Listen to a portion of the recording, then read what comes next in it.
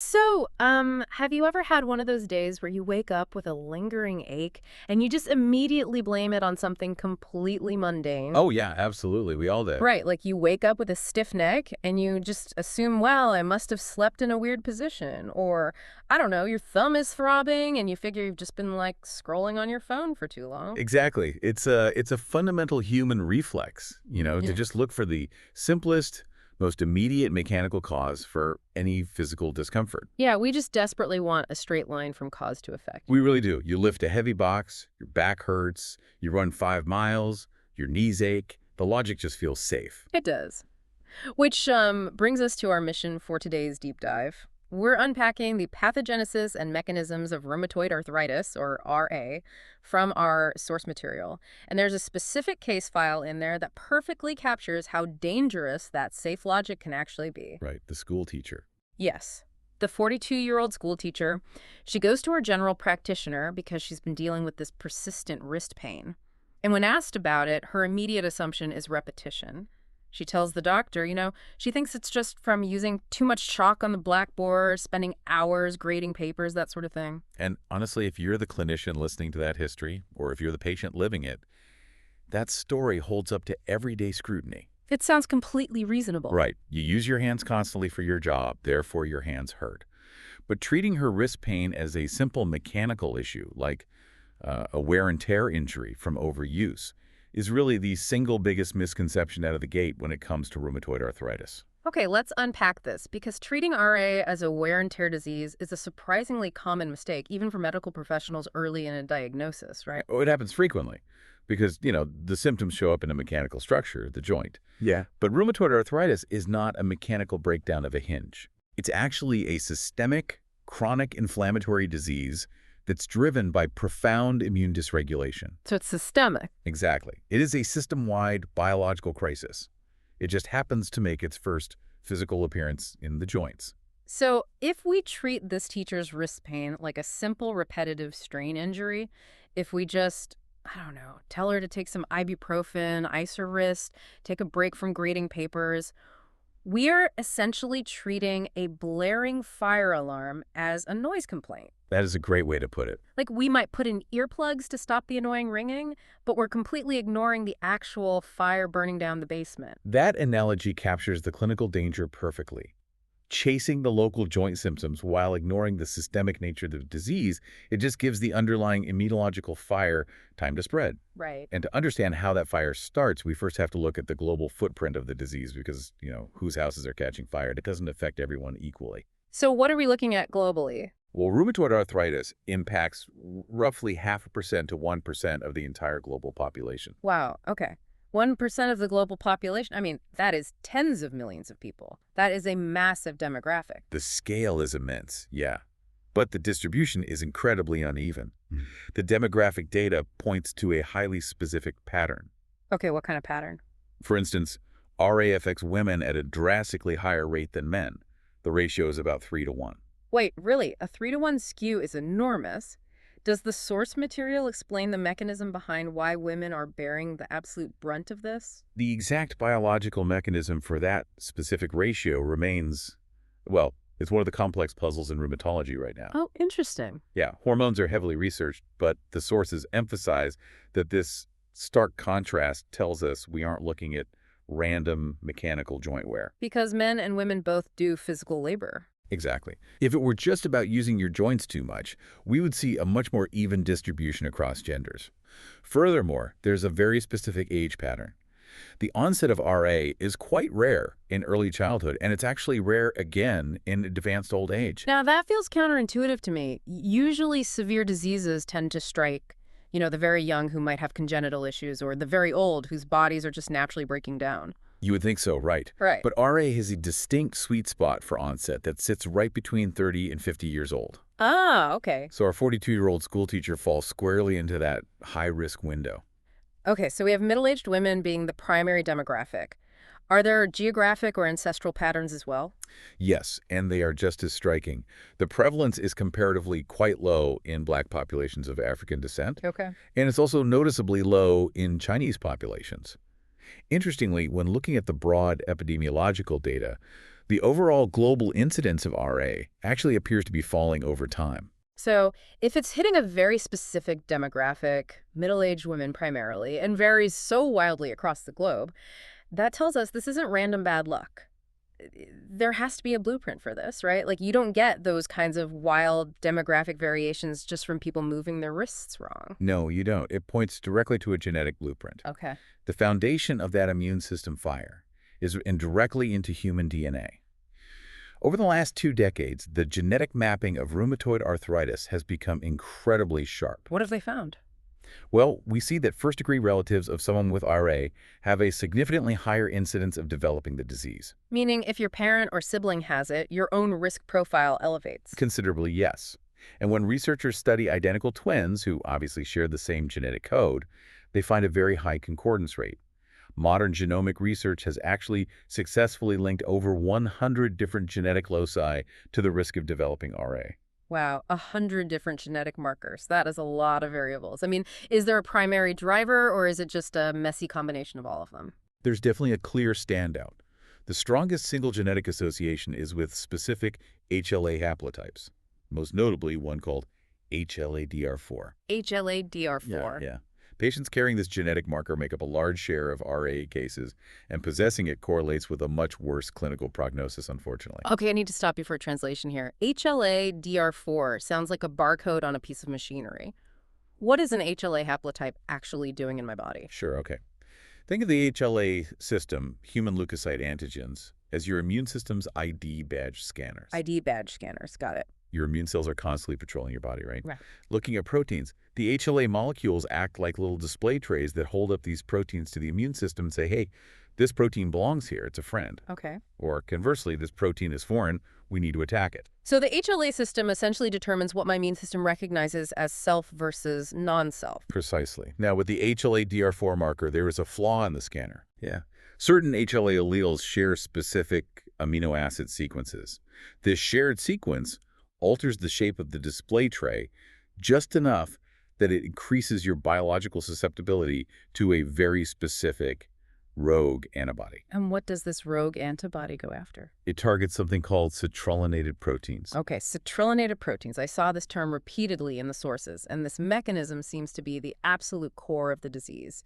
Can we break down what citrullination actually is? We can break it down to a single chemical swap, actually. Citrullination is a normal biological process where your body takes a standard amino acid called arginine, just a basic building block in your proteins, Right, arginine. and it converts it into a slightly different amino acid called citrulline. Here's where it gets really interesting for me. Just a single amino acid swap. That is a microscopic chemical change. How does changing one tiny building block cause the entire immune system to, go to war with the body? Because that one tiny swap changes the three-dimensional shape of the protein. Wait, let me try a mental model here to see if I'm grasping this. Imagine I have a dog, and my dog absolutely loves my best friend, Okay. knows their face perfectly. But one day, my best friend walks into my house wearing a very specific, weird pair of dark sunglasses. It's a tiny change, but it alters their face just enough that my dog doesn't recognize them, panics, thinks they're a home invader, and attacks. Is that essentially what's happening at the molecular level? That is a phenomenal way to visualize it, yeah? That tiny chemical change from arginine to citrulline puts the sunglasses on the protein, so to speak. Okay. It reshapes it just enough that it now fits perfectly into the groove of those flawed HLA-DR4 display trays we discussed. The immune system looks at this reshaped protein, fails to recognize it as self, and just panics. Because of the sunglasses? Exactly. And so it generates specialized weapons to fight this perceived invader. And those weapons are the antibodies. Yes. Specifically, anti-citrullinated protein antibodies. Huh? You'll commonly see them referred to as ACPA. The dog is now aggressively attacking the friend in the sunglasses. The generation of these ACPA weapons makes total sense. But what's actually causing the friend to put on the sunglasses in the first place? Like, what triggers the normal protein to undergo citrullination and become an enemy target? Well, the scientific community is still actively trying to pin that down. We have to look at the data impartially, and the honest answer is that the initial antigen, the specific protein that gets citrullinated first, is unsettled. Unsettled, okay. Yeah, researchers are investigating structural proteins like filigrin, type 2 collagen, and vimentin. but it's an active area of research. Wait, type 2 collagen, isn't that a primary component of the cartilage in our joints? Exactly. The theory is that if type 2 collagen gets citrullonated, the immune system would launch its attack directly inside the joint. That would explain a lot. It would. And it has been shown to trigger arthritis in animal models, but the concrete evidence implicating it as the definitive starting point in humans is still thin. Okay, I'm following the logic, however, there's a gap here for me. You can have the genetic blueprint, that HLA-DR4 marker, and you can have proteins undergoing normal citrullination. But not everyone with that gene develops rheumatoid arthritis, right? Right, exactly. The blueprint and the proteins exist in millions of people who never get sick, so something has to pull the trigger. You need an environmental trigger. The internal genetic code is the loaded gun, but the environment outside the body provides the spark that actually sets the immune cascade in motion. Which brings us all the way back to the 42-year-old school teacher in our case file. It does. Buried in her patient history is a detail that might seem totally unrelated to wrist pain, but is actually the critical piece of the puzzle. And what's that? She has smoked on and off since her 20s. Smoking. I mean, we usually associate smoking with lung cancer or heart disease. How does inhaling smoke connect to a joint disease? The sources explicitly identify smoking as the standout environmental risk factor for rheumatoid arthritis. But it's not just a general risk. No, it's not. No, it's a highly specific synergistic relationship. Smoking drastically increases the risk of developing RA, specifically in individuals who carry that HLA-DR4 genetic marker. So it's like an exponential multiplier. The genetics load the immune system, and the smoke acts as a chemical catalyst in the lungs that triggers the creation of those ACPA weapons. Spot on. The chronic irritation and cellular stress in the lungs from smoking seem to promote citrullination in lung tissue. Wow. So the immune system detects these shape-shifted proteins in the lungs, creates the ACPA antibodies to fight them, and those antibodies eventually travel through the bloodstream and attack the joints. That is terrifying. But smoking isn't the only environmental trigger mentioned in the sources. There was a section on the microbiome that seemed almost unbelievable to me. Oh, microbiome research is currently one of the most intense areas of study in rheumatology. Yeah. We're talking about the vast bacterial communities living in your mouth, your upper respiratory tract, and your gut. The sources highlight a fascinating link between chronic gum disease periodontitis and the onset of rheumatoid arthritis. I have to push back on this because the geographical jump inside the body is just wild to me. Are we really saying that a bacterial issue in my gums, like something I might notice while flossing, can chemically alter proteins that eventually cause my immune system to attack my wrist? I know it sounds crazy, but as distant as those two locations seem, they are deeply connected through your innate and adaptive immunity. Okay, let's get an ELI 5 on innate versus adaptive immunity for some context here. Sure. Innate immunity is your body's generic first responder system. It causes general inflammation to fight off any standard threat, like a cut on your finger. Right. Adaptive immunity, on the other hand, is your special forces unit. It learns the specific shape of an invader, creates targeted antibodies, and remembers them for next time. Okay, so how does the gum disease factor in? Chronic gum disease puts your innate immune system into a constant, low-level state of alarm. This chronic inflammation alters the local tissue environment in your mouth, which can actually promote citrullination of proteins right there locally. So the mouth bacteria essentially trick the local proteins into putting on the sunglasses. Yes. And then the adaptive immune system sees them, builds the ACPA special forces to attack them in the gums, and then those antibodies circulate and find similar targets in the joints. That is the mechanism. It completely challenges our perception of human anatomy. We tend to view our bodies as a collection of isolated zip codes, you know. Right. The mouth is one zip code, the lungs are another, the wrist is a third. Exactly. But to the immune system, it is a single closed-loop ecosystem.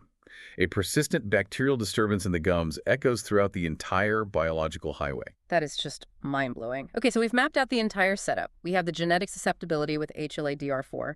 We have the environmental triggers like smoking or gum disease, forcing the citrullination of proteins. And the immune system is now armed with circulating ACPA weapons. Let's look at the actual physical consequence now. When those antibodies finally reach the teacher's wrist, what is actually happening physically inside that joint?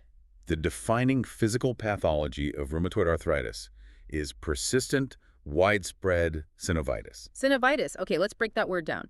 Itis means inflammation. So this is the inflammation of the synovium. Correct. So synovium is the specialized lining of your joints, your tendon sheaths, and your bursae.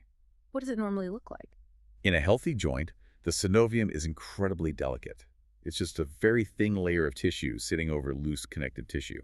Its primary job is to secrete lubricating fluid and provide nutrients to the joint. So it should be just a thin, helpful membrane. But under the assault of the confused immune system, that thin lining undergoes a radical transformation. It thickens dramatically.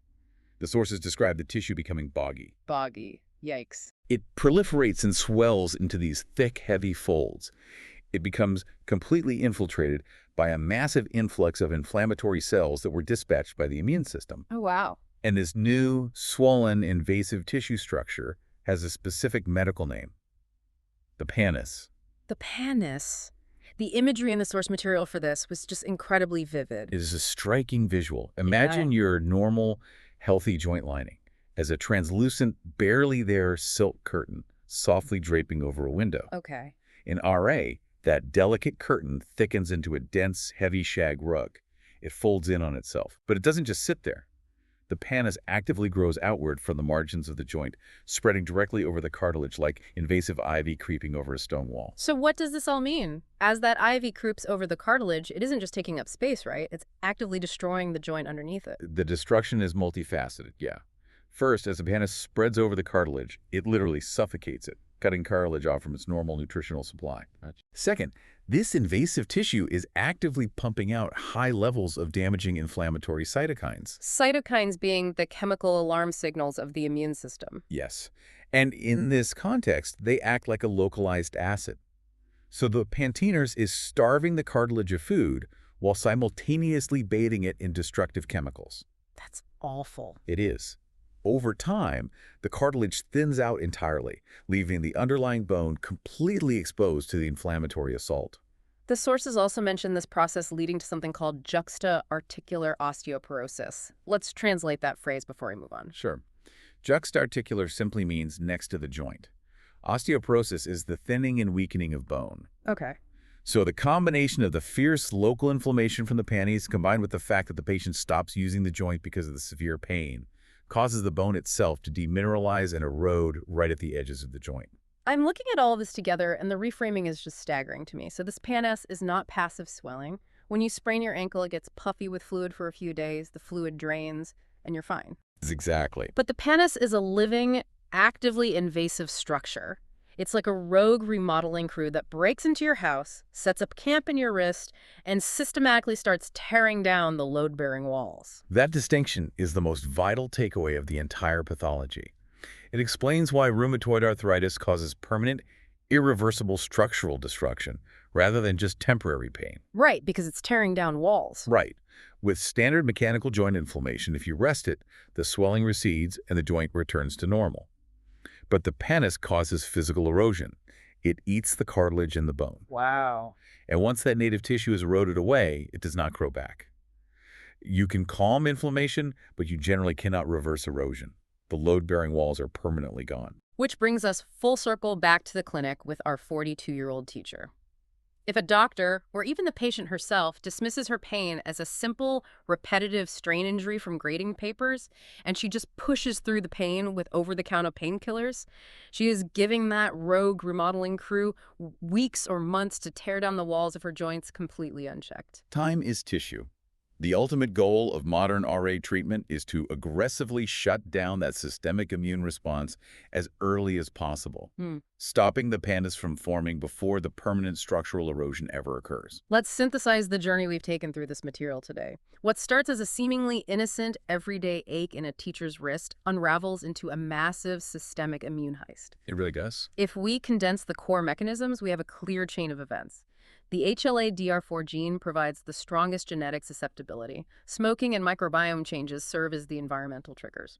And the molecular bridge connecting those two worlds, the spark that lights the immunological fire, is citrullination, the single amino acid swap from arginine to citrulline that tricks the body into attacking itself. It is a remarkable albeit devastating, biological cascade. Yeah. It perfectly demonstrates how microscopic chemical alterations dictate massive physical outcomes. For you listening, navigating these sources really challenges how we fundamentally view our own biology. We're conditioned to treat our bodies like a car, Yeah. composed of isolated, replaceable parts. Right, a wrist, a mouth, a lung. Exactly.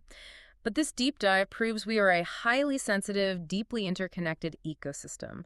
A change in the environment of one room-like smoke entering the lungs or chronic bacteria settling in the gums can completely reshape the chemistry of the entire house, causing the immune system to burn down the joints in response. It is a profound shift in perspective. And as we wrap up this exploration, I actually want to leave you with a final lingering thought to ponder regarding the sheer scale of the microscopic world inside you. Oh, please do. If a single amino acid change, just swapping one microscopic molecule of arginine for citrulline, can trick our highly sophisticated immune system into relentlessly attacking our own joints.